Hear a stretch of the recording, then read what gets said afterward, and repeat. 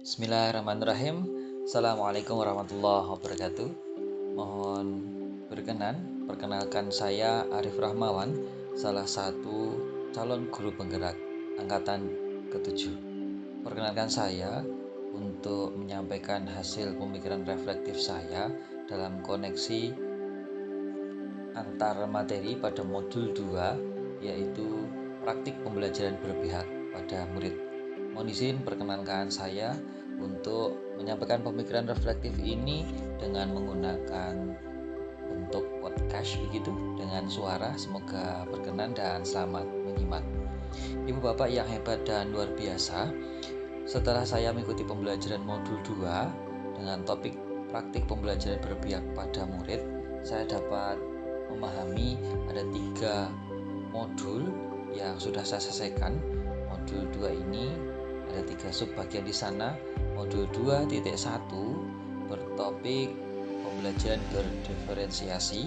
Kemudian modul 2.2 yaitu pembelajaran sosial emosional, dan pada modul yang ketiga yaitu coaching untuk supervisi akademik.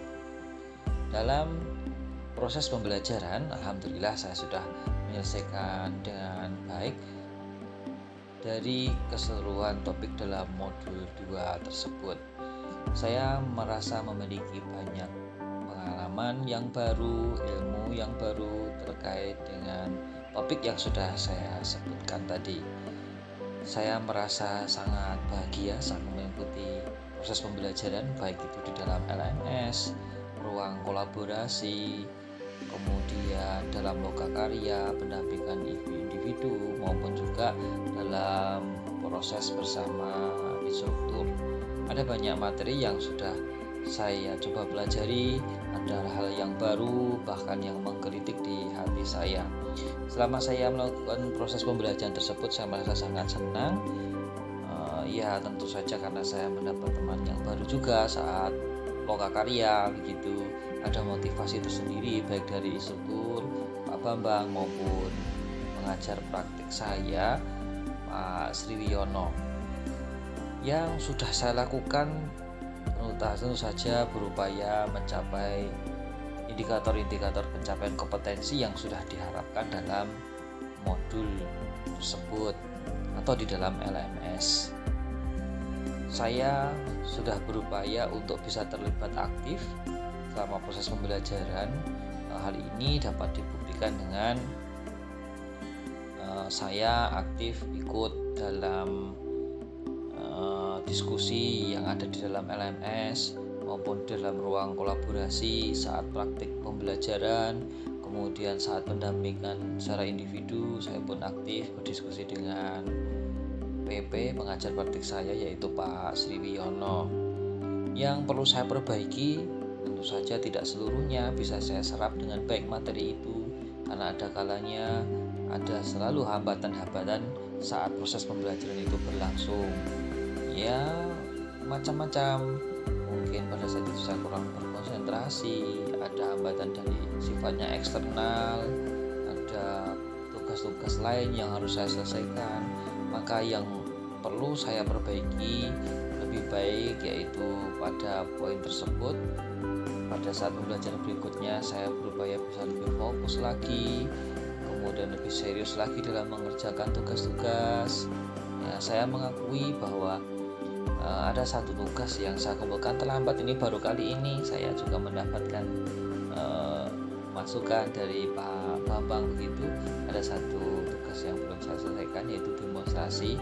Sebenarnya pada saat judit itu sudah selesai, namun saya belum sempat untuk mengunggah ke dalam LMS begitu.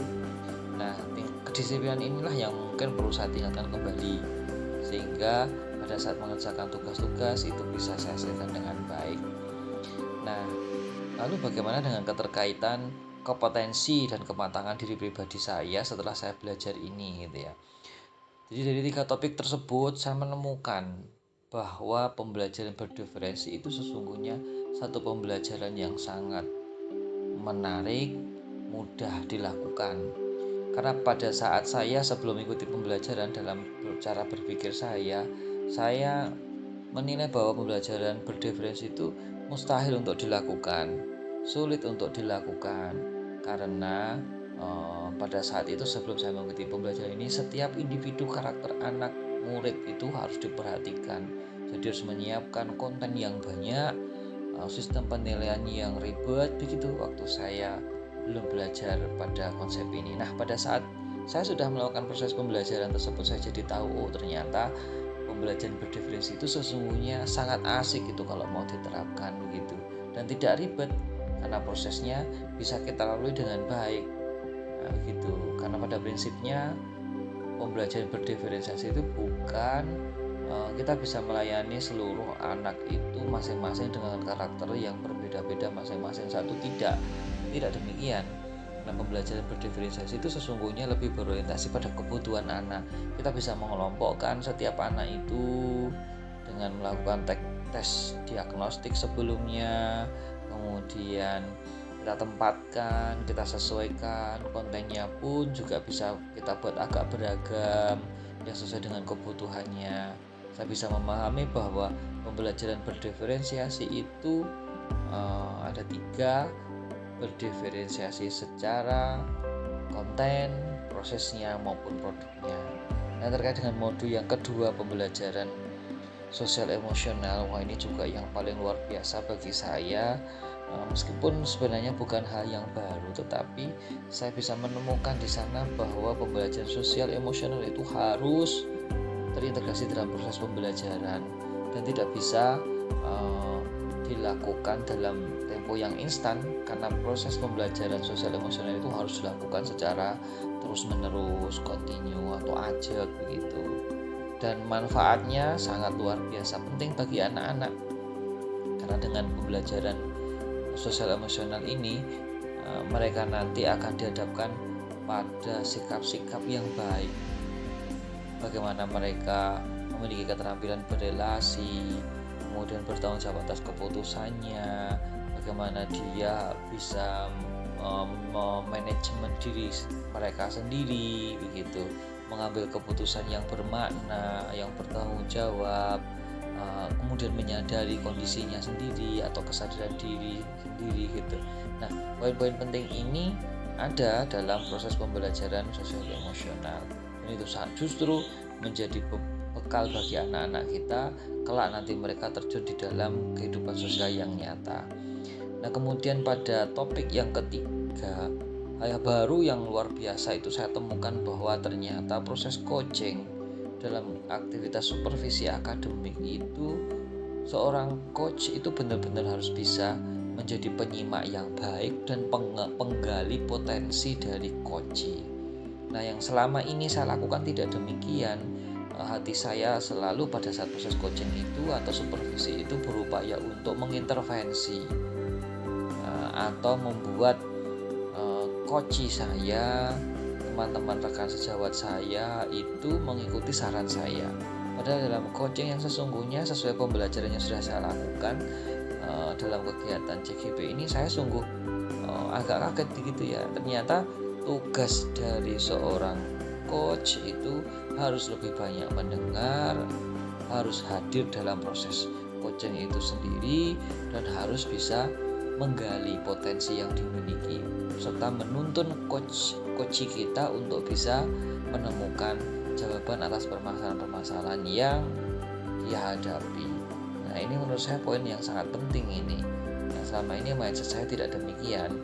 Supervisi yang sudah dilakukan dengan teman sejawat itu tidak demikian.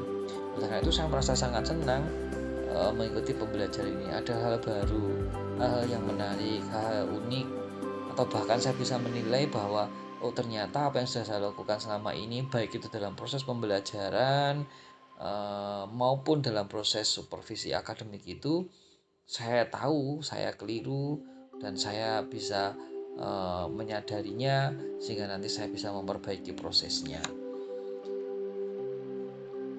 Kemudian yang perlu saya sampaikan di sini hasil refleksi setelah saya mengikuti pembelajaran ini, bahwa ada satu tantangan yang menarik gitu ya dari saya, karena di sekolah saya berperan sebagai wakil kepala sekolah yang mengurusi bidang kurikulum. Pada posisi saya yang masih teramat muda dibandingkan dengan teman-teman saya yang jauh lebih senior, itu ada satu hambatan emosional, ada hambatan psikologis yang luar biasa karena saya harus dalam tanda kutip ngomong bapak ibu guru yang memiliki usia jauh lebih senior daripada saya baik secara usia maupun pengalaman. Nah, ini tantangan-tantangan yang menarik yang harus saya jawab tantangan itu gitu. Makanya pada saat saya melakukan supervisi dengan yang jauh lebih senior dengan saya, kemudian berbagi praktik baik dengan proses pembelajaran yang saya lakukan, itu perlu kiat-kiat khusus menerapkan prinsip-prinsip pembelajaran andragogi gitu. Nah, saya pikir saya harus lebih banyak mengajak diskusi kepada beliau gitu ya. Jadi sehingga saya nanti tidak menimbulkan kesan saya menggurui pada beliau, bapak ibu guru ataupun teman sejawat yang lain. Nah, itu yang perlu saya jawab tantangannya gitu ya. Karena dalam pembelajaran modul 2 ini sesungguhnya saya dan teman-teman itu diharapkan untuk bisa mendudukkan, memberikan pelayanan prima terhadap peserta didik saya. Yaitu pembelajaran yang berpihak pada murid, pembelajaran yang berbasis kepada kebutuhan anak-anak. Itu poin pertama. Kemudian saya punya tanggung jawab untuk mendiseminasikan kepada bapak ibu guru, dan sama endingnya adalah tadi ada satu proses pembelajaran tentang coaching, itu coaching pembelajaran atau coaching untuk supervisi akademik. Nah, ini penting sekali. Jadi kalau kita bicara dalam proses sebuah pembelajaran dan komunitas kita, dalam teman-teman kita, guru yang baik itu adalah guru yang selalu merefleksikan atas apa yang sudah dilakukan. Maka komunitas praktisi, kemudian kesempatan-kesempatan untuk bisa duduk bersama-sama, mendiskusikan, saling menemukan permasalahan dan solusinya, saling memberikan masukan, itu menjadi satu hal yang sangat penting gitu, dan menurut saya sangat esensial.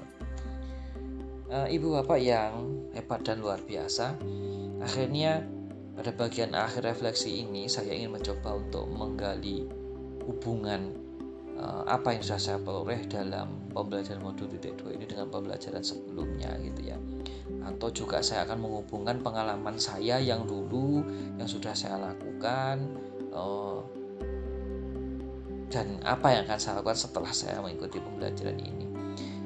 Ibu bapak yang hebat luar biasa, sebagaimana yang sudah saya sampaikan tadi. Jadi karena topik dari modul 2 ini ada 3 gitu, saya mulai. Jadi yang pertama, saat dulu saya belum belajar, proses pembelajaran saya itu boleh dikata ya masih berorientasi pada guru gitu. Artinya kebutuhan belajar anak itu belum saya perhatikan. Saya masih berfokus pada diri saya, bahwa saya melakukan transfer knowledge, pengetahuan kepada anak. Saya mengatakan pada diri saya akan dinilai sukses berhasil manakala anak-anak saya itu sudah bisa menyelesaikan pembelajaran sesuai yang saya harapkan. Nah, itu terjadi pada masa lalu. Setelah saya belajar ini ternyata saya salah gitu. Maka nanti ke depan saya akan mencoba menerapkan, dan ini sudah dalam proses itu di kelas 12 yang lalu. Meskipun saya masih menggunakan kurikulum 13, saya mencoba untuk menerapkan pembelajaran berdiferensiasi ini, meskipun mungkin masih jauh dari harapan secara konseptual begitu. Pada saat membagi kebutuhan peserta didik ini, saya masih terlihat agak kasar gitu ya. Artinya saya melihat diferensiasinya itu dalam kelompok-kelompok yang besar begitu. Namun saya merefleksikan sendiri bahwa itu awal yang baik yang perlu saya lakukan gitu. Variasi konten sudah saya upayakan, ada yang berbentuk video, ada yang berbentuk infografis, gambar, ada yang berbentuk teks begitu. Jadi masih agak kasar bahasa saya gitu ya untuk diferensiasinya. Lalu terkait dengan pembelajaran KSE ini, kalau dulu bagi saya mungkin belum menjadi fokus utama, atau belum saya lakukan, atau saya katakan dalam bahasa ekstrim itu tidak penting gitu. itu yang dulu saya lakukan. Ya sudah, pembelajaran saya ya fokus pada pembelajaran pencapaian kompetensi gitu ya. Nah, rencana saya nanti ke depan saya akan mencoba ini ya, menyelipkan itu paling tidak satu atau dua, jadi terintegrasi dalam pembelajaran saya. Dalam kesempatan yang berbeda nanti saya akan mencoba sering banyak berdiskusi dengan anak-anak untuk bisa lebih mempertebal dan memberikan penekanan pada pembelajaran sosial emosional ini. Dan yang terakhir terkait dengan supervisi, saya sudah beberapa kali melakukan supervisi pada teman sejawat karena posisi saya yang didelegasikan oleh kepala sekolah tentu saja tidak bisa menghindar dengan ini. Nah, pada saat saya melakukan supervisi ini, kegiatan diskusi pra dan pasca observasi itu belum banyak dilakukan. Sudah saya lakukan, tetapi proses wawancara, coachingnya itu masih berorientasi pada saya. Artinya saya menangkap kelemahan-kelemahan yang dimiliki oleh Bapak Ibu guru, lalu saya menyampaikan, baiknya solusinya begini, saran saya sebaiknya seperti ini. Nah, itu sering sekali saya lakukan. Nah, setelah saya belajar ini saya sadar, ternyata yang saya lakukan itu salah. Mestinya saya lebih banyak menyimak, biarkan teman sejawat saya menilai dirinya sendiri, menyampaikan apa yang dia rasakan, menemukan masalahnya sendiri, lalu saya arahkan untuk bisa menggali potensi mereka dan bagaimana dia memunculkan solusi sendiri atas masalah yang dihadapi. Nah, rencana saya nanti akan saya mulai itu pada proses supervisi akademik berikutnya. Yang selanjutnya terkait dengan proses pembelajaran saya lakukan, tentu saja saya tidak hanya belajar dari LMS atau dari narasumber, fasilitator, pengajar praktik. Jadi saya berusaha untuk mengaitkan ini ya. Saya pernah membaca salah satu buku ini menurut saya sangat menarik karena berkaitan dengan filosofi pendidikan begitu. Buku ini ditulis atau dieditori oleh Jordan and Maxwell di tahun 2020, jadi buku masih sangat baru ini ya. Diterbitkan oleh Lautred dari London, Inggris ya. Judulnya penting banget ini, sangat menarik menurut saya. Judulnya The Importance of Philosophy in Teacher Education. Jadi betapa pentingnya filosofi pendidikan bagi guru. Nah, di dalam buku ini kan berisi tulisan-tulisan banyak orang gitu ya, banyak pakar dari berbagai instansi gitu ya, atau universitas begitu.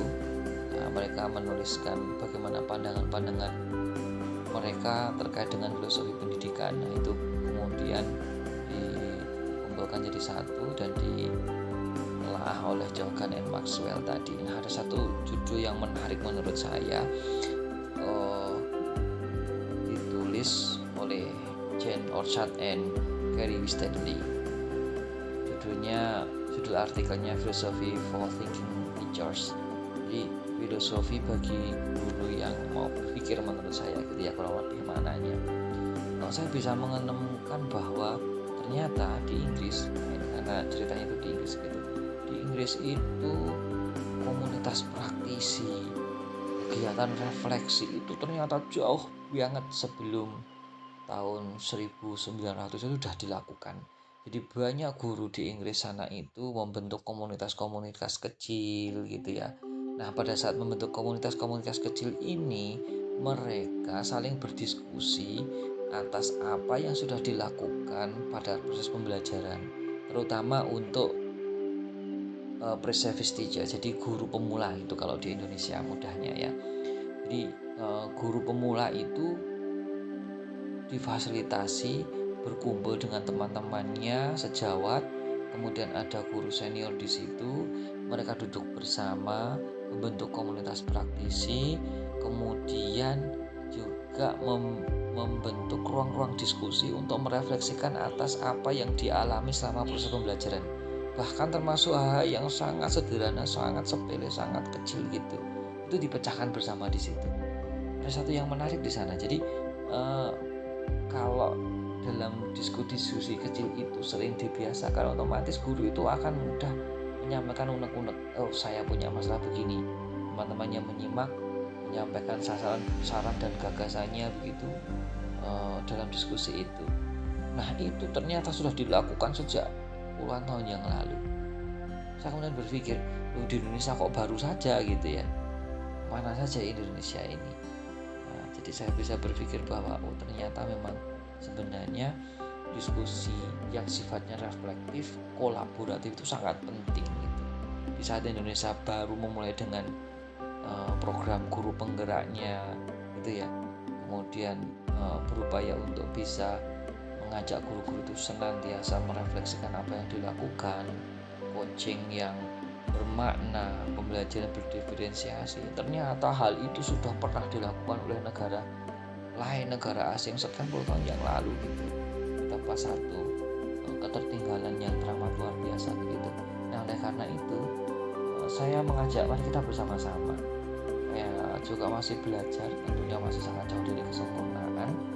Mari kita coba praktekkan ini, Bapak Ibu yang hebat dan luar biasa, yaitu pembelajaran yang berpihak kepada anak. Kita ciptakan budaya reflektif begitu, komunitas-komunitas praktisi, diskusi-diskusi kecil untuk saling bertukar informasi pengalaman dalam proses pembelajaran kita. Endingnya goalnya hanya satu, yaitu bagaimana caranya kita bisa memfasilitasi belajar anak-anak kita dengan pelayanan yang paling prima. Itu yang paling penting. Nah Ibu Bapak yang saya hormati, saya banggakan, demikian hasil refleksi saya untuk modul 2 ini, pembelajaran yang berpihak pada murid. Semoga bermanfaat. Kita berjumpa di lain kesempatan. Terima kasih telah menyimak. Mohon maaf kalau membosankan. Akhirul kalam, assalamualaikum warahmatullahi wabarakatuh.